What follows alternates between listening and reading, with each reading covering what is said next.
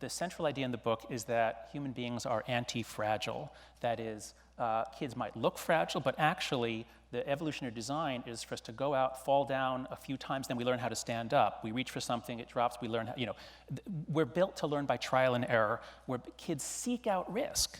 Once they master something, they try to make it more dangerous. That's what they need to do. And beginning maybe in the 90s, we started saying, risk? How about zero? How about no risk? Is that good for you?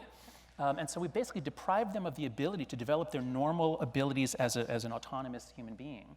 So that really ramps up in the 90s. And so we begin to get a more fragile generation. We begin to get kids who are not as robust. And then social media, I think, is the reason why the cutoff is so sharp. Because Facebook opens up, it used to just be for college students when it came out. And then in 2006, now it opens up to anybody who lies and says they're 13. But, but 11-year-olds aren't really getting on Facebook in 2006. And then the iPhone comes out in 2007, but it's expensive. And so 11-year-olds don't really have iPhones in 2007. But by 2011, they mostly do. Most teenagers now have an iPhone and social media, and they're checking it hundreds of times a day. There's a wonderful book called iGen by Jean Twenge. This is what really clued us into the sharpness of it. Yep. You look at the behavior changes that happened. The late millennials are still getting driver's licenses. They still sometimes drink with their friends, and they still sometimes go out on dates and go to work at jobs. But beginning with kids born in 1995, all that plummets because all they're doing is sitting home alone on their devices. And if you do that, it seems if you do that, if you get social media in college, it doesn't seem to be bad for your brain.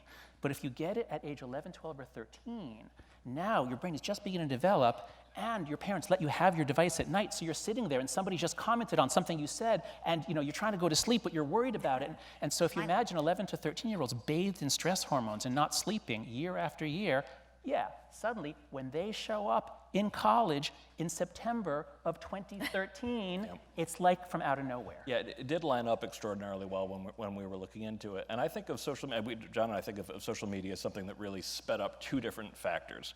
Certainly, the depression and anxiety, if you look at the data, when people use a lot of it, they tend to be more depressed. It doesn't explain enough of the variance, but it's a small effect that we can prove, but it is there. Right, it is there. But when people are a little skeptical of this, the way I try to, and it disproportionately hits girls, and the way I try to explain it is, imagine the absolute worst of junior high school, 24 hours a day, forever. and then they immediately get it. But the other thing that it sped up, that both John and I are very interested in, and we do actually see as a causal factor, had been the much slower process of group polarization, particularly political polarization. And really, social media pats you on the back for having an echo chamber, whether it's on Twitter or Instagram or Facebook. Essentially, it gives you a nice dopamine rush the thicker your echo chamber is. So I actually think social media speeds up both the depression and anxiety and the group polarization.